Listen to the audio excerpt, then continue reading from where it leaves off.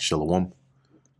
First and foremost, I want to give all praises, honor, and glory to Yahweh, Bahasham Yahweh Shai, Bahasham Rechak Kodash. Double honors to the elders and the apostles of Great Millstone, and peace and blessings to the elect. And today we're going to go into the book of Hosea, the first chapter, or the 11th chapter. Too many ones on here. but pretty much as you can see, it says God yearns over his people. Right, so a continuation here as Hosea continues to prophesy to Israel, to the northern kingdom, concerning the words of the Lord against them. So this is Hosea chapter 11, verse 1. When Israel was a child, then I loved him and called my son out of Egypt. Now, this is referring to the beginning, right? When the early years of the nation of Israel, i.e. being in Egypt, first, obviously the patriots, right? Jacob and his sons having, migrated, so to speak, right, to Egypt at the behest of Joseph, and then dwelling there for a time. And that's where we basically became a nation, right? Became a people over there. So that was like that was like Israel being a child, right? The youth, the early stages. Today, you would look at America's youth as like the 13 colonies, right, around that time.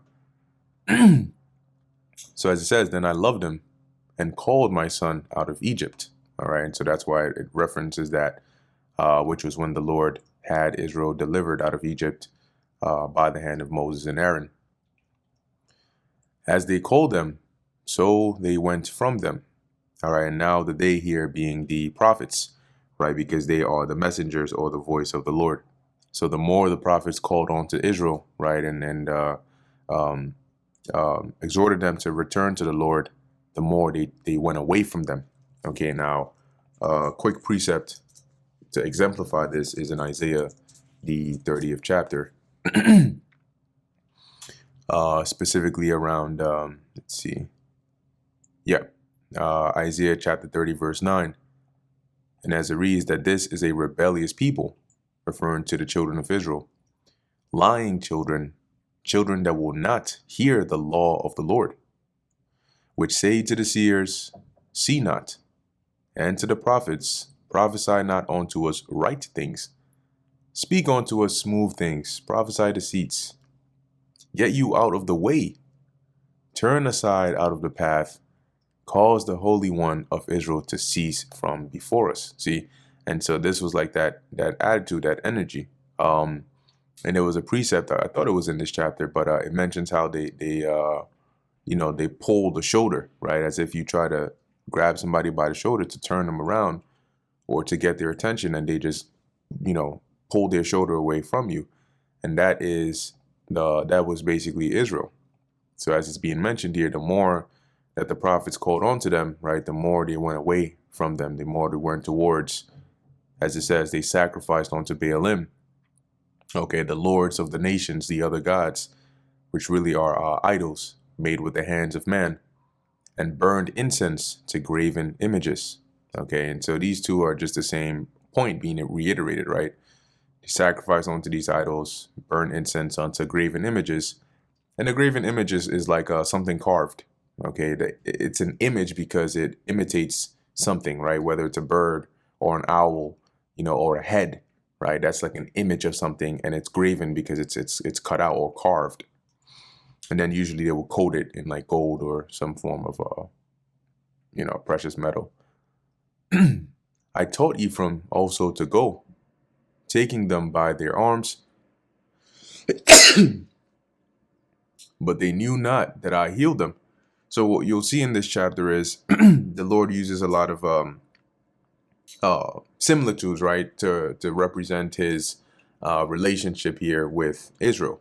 So here in verse 3, he's likening it onto a father who is raising up their child, right? So as it says, I taught him also to go, like basically how to walk, right? How to step, how to go in the right way, taking them by the arm. So like a child, when they start walking, the parent would hold their hand, right, to guide them lest they fall or go in the wrong direction. And so that was what the Lord was saying here. And the way he did that, obviously the way it manifested was by way of sending the prophets, right? Giving us law, statutes, and commandments, giving us guidance, giving us a land, and basically setting us up to be able to grow and live in the right way, like to a child being led of their parent in the right direction. But they knew not that I healed them, right? So they didn't, with all the things the Lord did, right? Israel didn't acknowledge, right, or even recognize that the Lord was the one who was nurturing and taking care of them. Verse 4, I drew them with cords of a man. So now we start to get into like a different similitude here, where the Lord likens Israel into like a cattle, right, or a heifer, and he would be like the the shepherd or the plowman who was taking care of this heifer, right? It says, I drew them by the cords, with cords of a man, with bands of love. So the cords and bands here are like the rope, right, around the oxen's neck, right? So you would lead it, right? Similar to today, if you want to lead a horse, right? You have the headpiece, right? And then you have a rope or something you can hold on to guide it. So the Lord said here, right? I drew Israel with cords of a man and bands of love, not of like there's a different way you would guide an animal, right? Like a cow or cattle, if it's being, say, rebellious, right? It wouldn't be with like bands of love. It'd be a more like aggressive sort of headpiece, because the muzzle, right, that they put on these animals, it's not just around the outside part of their mouth, right? There are parts that hook into the inside. For example, if you look at a horse, it's designed in such a way that there's a reason why when you pull to the right, it turns to the right, or to the left, it turns to the left, because it's actually attached to certain nerves in its mouth, so, or jaws, that are sensitive and allow you to have control over it. But here the Lord is saying, I wasn't, when I directed you in the way to go, likening you onto that cattle, it wasn't with these like sort of aggressive means, right? But more of like a gentle manner. And I was to them as they that take off the yoke on their jaws, and I laid meat onto them, right? So here the image that's being painted is likened onto one who cares so much about his cattle here, right? That he takes off the yoke, right, so that it can freely eat, without any restriction or anything on its neck or its mouth. So that's what he's likening this onto. So like, I took good care of you. In other words, is what the Lord is saying here. Verse 5, he shall not return into the land of Egypt, but the Assyrian shall be his king, because they refused to return. And what this means is, when you go back into, around this time period, you had a lot of Israelites that were, of course, they were serving the gods of these other nations and so on and so forth. But there was still, even at this time, places in Egypt that Israelites would be able to flee to for refuge or even migrate to. Okay. And they knew about these places, obviously, because they came from Egypt. And from this time going on throughout, into the future, Egypt wasn't a foreign place to Israel. But as the Lord is saying here, ultimately, when I bring that judgment, you're not going to be able to run to Egypt, right, and go there for help or return back to that land. You're going to be carried off by the Assyrians, right? And the Assyrians are going to be your rulers, which we saw and happened. And one example of this desire to go into Egypt was when you read in the book of Isaiah, right? It's mentioned there, but also in the book of Jeremiah, right? We see that when the Babylonians come and they ransack Jerusalem, all that chaos, Jeremiah is then held captive, right? We have these individuals that come up to him, right? This group, and they're like, ask of the Lord whether we should go to Egypt or not. And then Jeremiah goes and asks, and the Lord says, no, you're not going to Egypt. And then they say, oh, well, we don't care anyway. We're going to go to Egypt, and we're taking you with us. And then they end up taking Jeremiah along with them. So, that going to Egypt wasn't a foreign, at least back then, place to them, right? In fact, you had Israelites that would go there. But the Lord is saying here, you wouldn't have that chance. I'm not going to give you that leeway. You're going to be sent to Assyria. Okay, and why? Because they refuse to return. So because you refuse to turn back to me, I'm going to send you captive under these people. Verse 6, and the sword shall abide on his cities and shall consume his branches. Now keep in mind, when the Lord mentions the sword on the cities, it's usually in the form of war, right? Or being attacked or being overtaken by another nation. Because in the ancient world, when they went to war, it was with swords, shields, spears, bows, and arrows. So typically the sword represents that, right? Going to war or, that kind of physical conflict there. And so, as the Lord said, the sword shall abide on his cities, which ended up happening, and shall consume his branches. Okay, and here, the branches would be likened on to, like the people, right? The children, the women, the houses, the cities, all of that. And devour them because of their own counsels. So what were their counsels? Their counsels were to seek after the gods of the nations, right? Their counsels were to disregard the message of the Lord, the word of the Lord, no matter how many times he sent prophets onto them, right? So their counsel was to go in the way of wickedness, and because of that, the Lord would bring this judgment upon them. And my people are bent to backsliding from me. And that bent is like a short way of saying hell bent, right? When you say somebody's hell bent on doing something, like they're clinging to this thing. And I think it was either in the book of Amos or it might have been in Hosea. I explained, right, like backsliding was an actual thing, right? It's a thing that the animals do, where if you are trying to pull it in one direction and it doesn't want to go, it'll plant its feet and it'll actually push itself back, right? It'll try to slide back. If you're trying, even dogs do that, when you have a leash on them and you're trying to get them to go one way and they just plant their feet and they're resisting you going the opposite way. Okay. So the Lord is saying here that my people are like hell bent on just backsliding from me, right? I'm trying to lead you in one way, in the right path, and you're just constantly resisting and pushing yourself in the other way. As it says, though they called them to the Most High, none at all would exalt him. So the Lord sent prophets to come and call you to return to the Lord, liken unto you trying to bring that animal one way, but none of them would exalt him. None of them would acknowledge the Lord and honor him, right, as the God of Israel. Verse 8, how shall I give thee up, Ephraim? How shall I deliver thee, Israel? How shall I make thee as Admah? How shall I set thee as Zeboim? Mine heart is turned within me. My repentings are kindled together. And here we see in verse 8 and 9, right? This is like a conflict, right? Almost, that you could say, and where, Amos is prophesying this, but it's like, it's still the message of the Lord to say, like, the Lord is Israel is forcing the Lord's hand, and he is like reluctant, right, to have to do this to Israel, but because of the wickedness, that they have done, the Lord has to bring that judgment. So it's like when you have no option but to punish a loved one, but you love them so much that it's conflicting.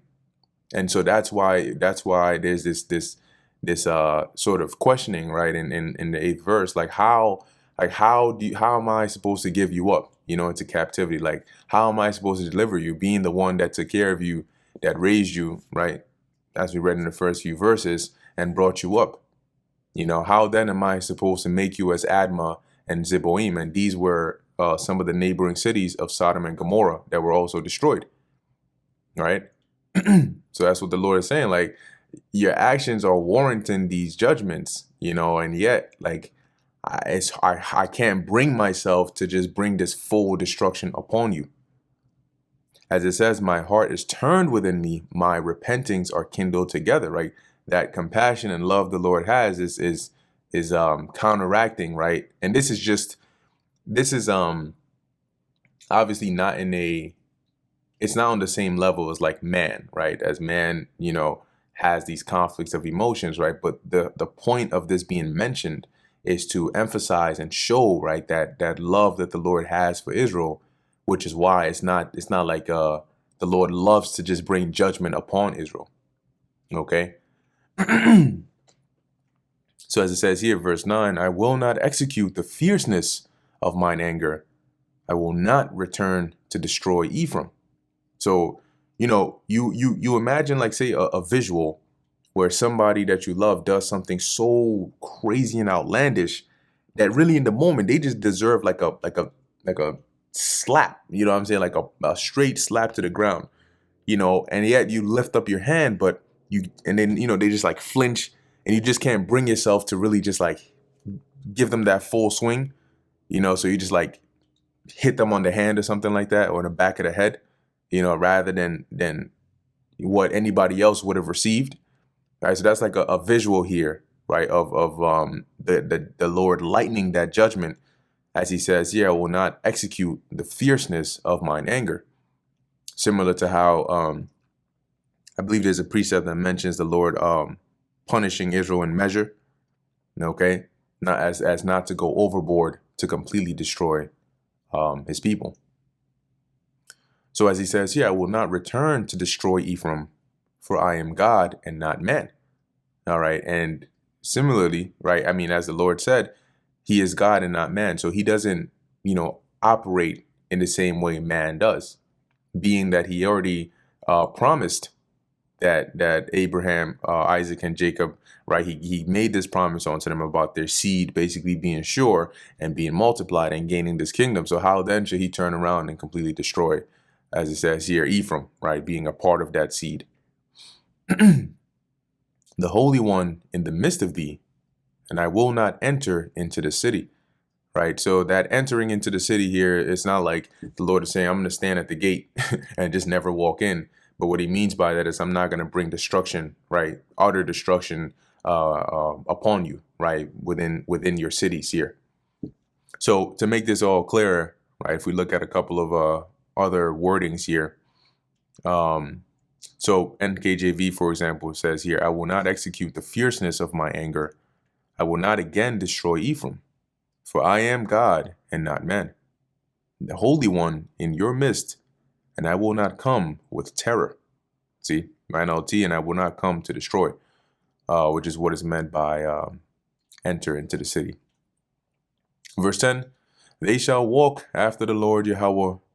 He shall roar like a lion. When he shall roar, then the children shall tremble from the west. Now, when we get to verse 10 and 11, this is more on the prophetic side. Okay. And you'll notice this pattern within the writings of the various prophets, where they'll mention things that are current, judgments that are coming, but every now and then they'll sprinkle in this sort of hopeful future, right? At some point, this is going to happen. In the midst of all this, you're going off, you're doing this, but it's okay, because there's going to come a point in time where the Lord is going to make everything okay. So one example here, as the Lord says, right, it says, they shall walk after the Lord, which is to say, like, there's going to come a point in time, there's going to come a day where Israel is no longer going to be going in the way of these other gods and committing this wickedness, but rather they'll walk right after the ways of Yahweh Ba'asham Yahweh Shai. As it says here, now you see these colons here, right? If you look this up, what does a colon mean in the Bible? No, not chapter and verse. Yeah. So here it says here, yeah, this is the part we're looking for. So it says, in some cases, the colon can be used within a verse to indicate a connection or explanation between two parts of a sentence. So as you can see, it says a colon can also be used within a verse to indicate that the second part of the sentence explains, clarifies, or builds upon the first part. So when you read these scriptures here and you come across the colon, keep in mind, let's see, where was it? Yeah, this is one of them. This is one of them. Keep in mind that that's what it's doing. The colon is there to say, because sometimes you'll see a colon at the end of a verse And then the next verse continues. So it's to say the next verse is either building upon or explaining or related closely to the verse above or the section, preceding that colon. So here, right, they shall walk after the Lord. He shall roar like a lion. When he shall roar, then the children shall tremble from the west. So that there's going to come a time where the Lord is going to roar, and that roaring is going to come with the fierceness of his wrath. Okay, and that is going to cause, as it says, the children shall tremble from the west. Now, when you look at Israel, the map of Israel, so you look at ancient Near East map, the west here is referring to now. Okay, because when you look at Israel on the map here, this portion here where Israel is at on the west is the Mediterranean. Okay, so and the children of Israel were not obviously dwelling in the Mediterranean, or as in bulk as a nation weren't really dwelling here. You had certain Israelites here in Europe and Greece and so on, but the West, is really here, like in America, where both Israel and Judah are. Okay, and it would be the roaring or the fierceness of the wrath that the Lord will bring upon this place that will lead to the trembling, right, of the children, and also leading into that repentance, right, that turning back, all right, and ultimately walking after the Lord, right, which will start with the elect of the nation of Israel. Now, leading into verse 11, it says, they shall tremble, right, as a bird out of Egypt, and as a dove out of the land of Assyria. And I will place them in their houses, saith the Lord Yahweh. So once again, how do we know here that this is prophetic? Because it mentions them trembling as a bird out of Egypt, right, and as a dove out of the land of Assyria. And we know this is not really referring to the actual land of Egypt and the land of Assyria, because, for one, Israel at this point had already been delivered. They had already came out of Egypt. And number two, when they left the land of Assyria, they didn't come out of Assyria back into Israel. Okay, they left Assyria and came to the Americas and haven't gone back to the land of Israel. Okay, so the Lord didn't place Israel, the nation, back into their houses or back into the land post the time of the Syrian captivity. All right, this is something that's going to happen now, and that Egypt and that Assyria is in a prophetic sense really referring to Babylon, right, or America. So as it says, they shall tremble as a bird out of Egypt and as a dove out of the land of Assyria, and I will place them in their houses. So when the Lord brings that ultimate destruction, right, that brings that fear, that trembling, in that, within that process is going to be that salvation or that deliverance of Israel, right, or of the elect out of Egypt, right, and out of Assyria, being modern day America, and then the Lord is going to place them in their houses, right, which is taking them back to the Holy Land and planting them there to never be uprooted. Okay, and that's also referenced here in the book of Baruch, the 2nd chapter. Let's get that real quick. Right around the last few verses here. I'm just going to go straight to the point. Right, this is Baruch chapter 2, verse 33. It says here, in return, matter of fact, let me start at 32. Boy, just start at 31. And shall know that I am the Lord their God. Okay, we will go up to verse 30. For I knew that they would not hear me, because it is a stiff-necked people, but in the land of their captivities they shall remember themselves. Primarily here, being in this captivity. And shall know that I am the Lord their God, for I will give them an heart and ears to hear, and they shall praise me in the land of their captivity, and think upon my name, and shall return from their stiff neck and from their wicked deeds, for they shall remember the way of their fathers, which sinned before the Lord. And this would be the beginning of Israel walking after the Lord. And I will bring them again into the land which I promised with an oath unto their fathers, Abraham, Isaac, and Jacob, and they shall be lords of it, and I will increase them, and they shall not be diminished, right? So that's that And verse 35, and I will make an everlasting covenant with them to be their God, and they shall be my people, and I will no more drive my people of Israel out of the land that I have given them. Okay, so going back to Hosea 11 and 11, that's when the Lord places them back in their houses, i.e. back into the land, saith the Lord. Verse 12, and so, when you read these chapters, and this is why it's important to also know and understand history, because you can tell by what did and did not happen historically. And that can be an indicator, right, to help you decipher if something is more as prophetic or if it's historical, right? And sometimes it's both. But in this case, we know that in the historical timeline, verse 11 didn't take place, right? It didn't happen that way, as I described earlier. So now, verse 12, as it says, now verse 12 goes back to their present day context, right, in which Hosea is prophesying. Verse 12, Ephraim compasseth me about with lies, and the house of Israel with deceit, which is to say, like, the Lord is saying, like, everywhere I turn, I see them committing iniquity, right? Doing wickedness, because of lies come many things, So the lies is just like, it's just one, it just says lies, but that encompasses the idolatry they were doing, right? The frauding, the murder, the adultery, all of those things. As it says, but Judah yet ruleth with God, and is faithful with the saints. Okay, and when you read the book of Kings and you read the book of Chronicles, Second Chronicles to be exact, they are parallels, right?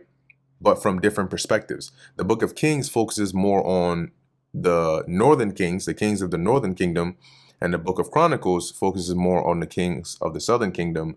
And you will notice that there were more kings of the southern kingdom that actually followed the ways of the Lord and enacted that righteousness and were faithful to the Lord than that of the northern kingdom.